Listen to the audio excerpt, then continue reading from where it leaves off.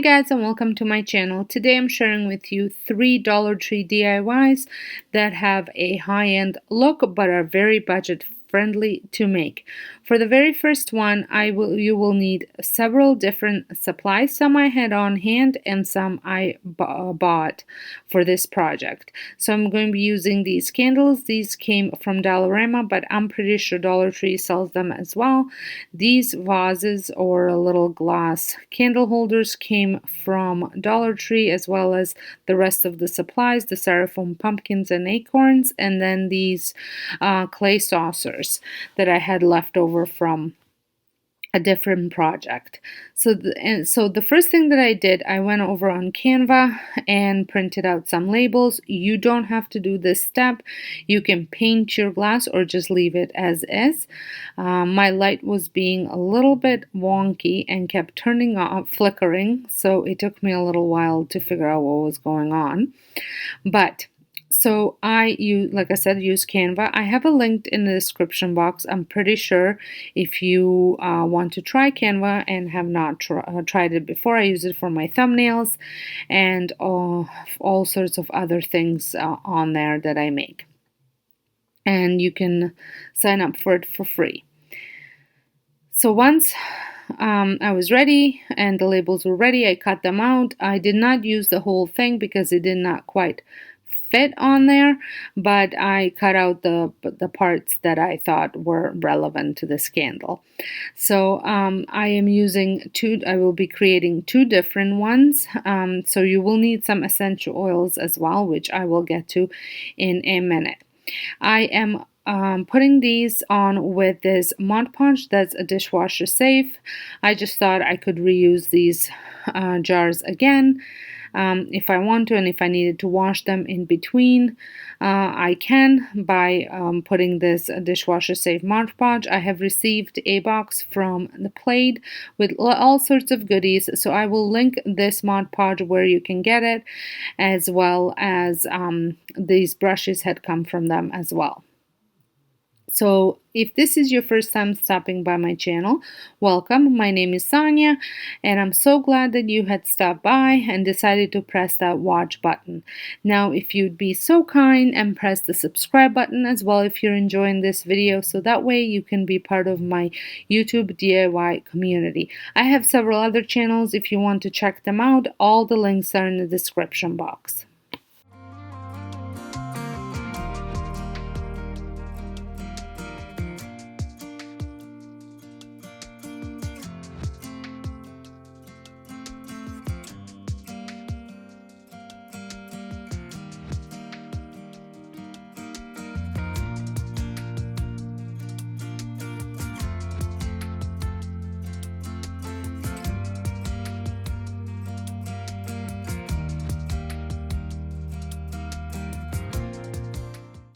So while the labels were curing, I proceeded on making lids, and these saucers fit perfectly on top of these candles. And I am going to hot glue the little styrofoam pumpkin as well as the acorn to them just for that extra fall touch. And now it's time to make the candles, and I have placed the candles into a pot of water, and I am bringing the water to boil, and boil this for about 20 minutes to half an hour until the wax is melted and clear. So while that's cooking, I am going to be making some scents, mixing some scents. For the first one, I am adding my cinnamon as well as some blood orange, and these are going to be the fall spice scent. And then for the fall wreath, and I actually added about 12 drops of each, the orange and the cinnamon. And then the other one is fall wreath, and I am adding some peppermint, some eucalyptus, rosemary, and tea tree. And now some ask for fir. I actually end up adding frankincense instead. So once the wax has melted, which is it's almost there, not quite. I was removing the little wick. You can add your brand new wick, but I thought why not reuse the one that I have, and I put the chopstick on top so I can just wrap it up to hold it up. And now using an oven mitt, I picked up the wax and poured it in. So as you can see, I could probably use another candle for this jar, which I will know for the next time just to fill it up. I would probably use a little bit, double the amount of essential oils, just so that way they do smell. So I would recommend not using your most expensive essential oils for this. Mine are kind of in the middle. I picked them up on Amazon. So I repeat the same process for the next one, and then I let them set. And once they are set, I did trim the little wick just to fit inside to the size of the amount of the candle wax. And I did give them a little stir just to mix up the essential oils. So here they are without the lid. They do smell quite nice. And as you can see, here is the wick. And as per all the other candles, I would give it a little trim just before burning it. And now I'm going to show you what they look like with the little lids on them.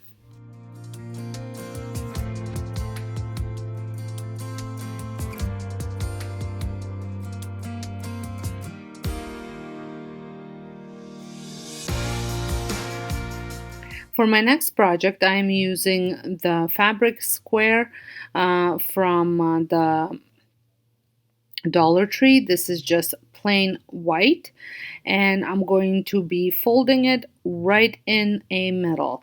I was so excited to be making this DIY because I want to give my master bedroom a little fall refresh, and I didn't have a pillow that I really wanted to use because I simply didn't have one.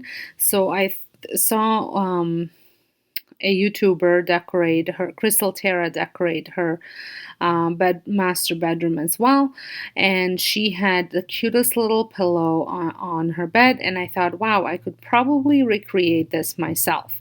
So here I am, not a sewer. I'm hot gluing the pillow together, and I'm just using a little clip just to keep all the edges where I want them to be and straight.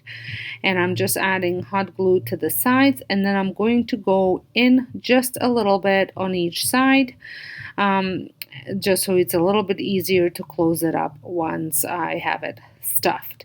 Now you could just measure it up if you have a pillow that could fit in there. I've just found it was easier just to add some old pillow stuffing in it rather than trying to cut it and glue it to the size of the pillow that I already have on my bed so I can use it as a pillowcase.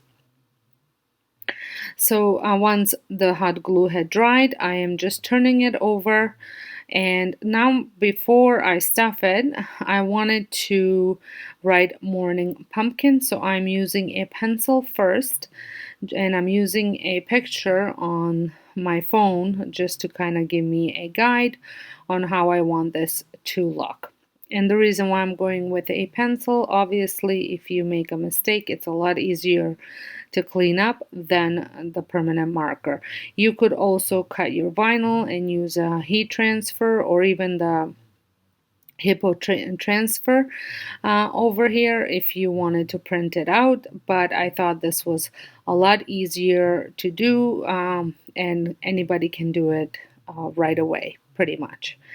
And I did add a piece of paper in between just so the marker doesn't bleed onto the other side. And as always, I do go over my lines that go down. I make them a little bit thicker. I just love the way this pillow turned out. I think it's super cute, and I can't wait to refresh my master bedroom, which will be a video coming up on Wednesday over on my home channel. So if you don't want to miss it, make sure you head on over there and have your notification bell turned on if you're subscribed. And if you're not, make sure you do subscribe and press that notification bell. So I'm just stuffing it now, and then I'm going to just fold the edge, add some glue, fold it carefully so you don't burn yourself, fold it the other one as well, and then just glue it together. And then there was a little bit of an opening that I missed, and pinch that together with some glue, and voila, I think this pillow is going to look really nice on my bed. And I was so worried I was going to misspell something or forget a letter, which I'm notorious for doing. And now we are going to move on to my last DIY, and these had finally arrived at our local Dollar Tree, and I was super excited to create something with it. I love the shiplap look. I use it a lot. The Dollarama has the square ones, and I think they're great for making signs and all sorts of stuff. So I was excited that Dollar Tree had them in the shape of a pumpkin. I think they also had it in the shape of acorn as well. So for this one, I am going to be using 2 different paints to paint it, and I'm going. These have also come from Plaid. I am using a apple barrel black acrylic. It's in matte, and then it's a quick drying one, and then I'm using the Folk Art with Vivid Orange, and it's a multi-surface satin acrylic paint. And I'm going to be applying my the orange paint kind of like some areas heavier, some areas lighter, just to give it a bit of a, it almost gave it like an antique look by doing this. And I do use a rag to just blend the paint in a little bit as well, which at the same time also takes off some of the paint, and it just makes it look like the paint's been there for a very, very long time, I think anyways. So I originally was thinking I was just going to do every other one and maybe leave the middle as is, but then I decided that I was going to just paint the whole thing with the orange paint. So I wanted to let you guys know that because the way this pumpkin's going to turn out, that next week I'm going to be bringing you just maybe a week or so of Thanksgiving DIYs, just more ones that you'd want to use around Thanksgiving.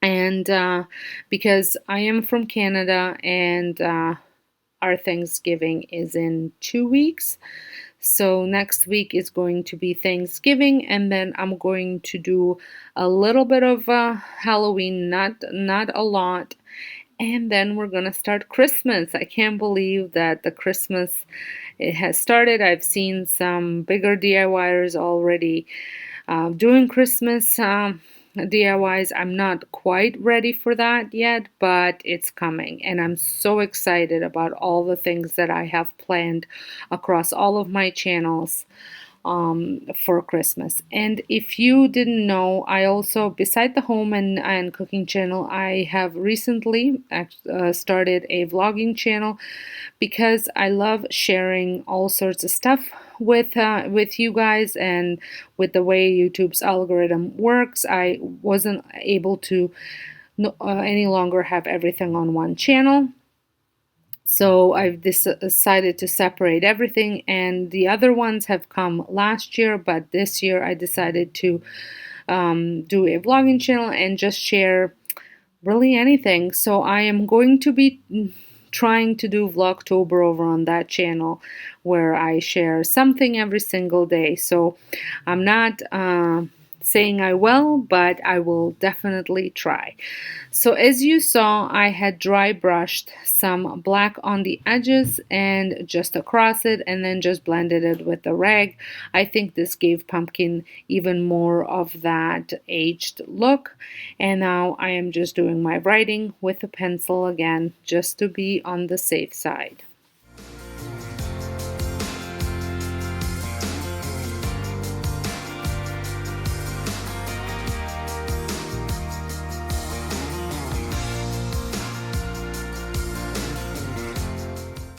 Once I liked the way this looked, I went over it with my black permanent marker, pretty much the same way as I did it on the pillow.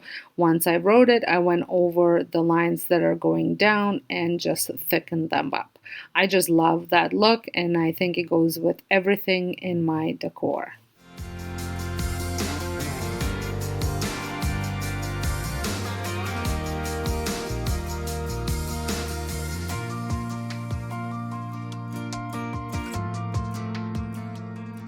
To finish the pumpkin off, I am going to be adding some embellishments. I'm going to use some raffia as well as these burlap leaves that had come from Dollar Tree. Now this one was way too big, so I just folded it in half and trimmed it. That way it was more fitting for this pumpkin. And I took the raffia and just wrapped it around the stem.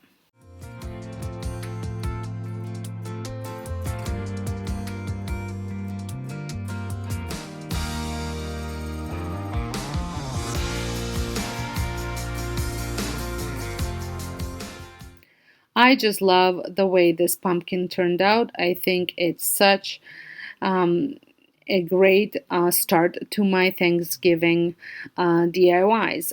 Like I said, I just love how rustic and old looking this pumpkin is. Well, I hope you have enjoyed this video as well, and if you did, please give it a thumbs up. Don't forget to subscribe if you're not, and if you're returning, thank you so much for your continuing support. It means the world to me. So until next time, hope you guys have a wonderful day, and thank you so much for watching.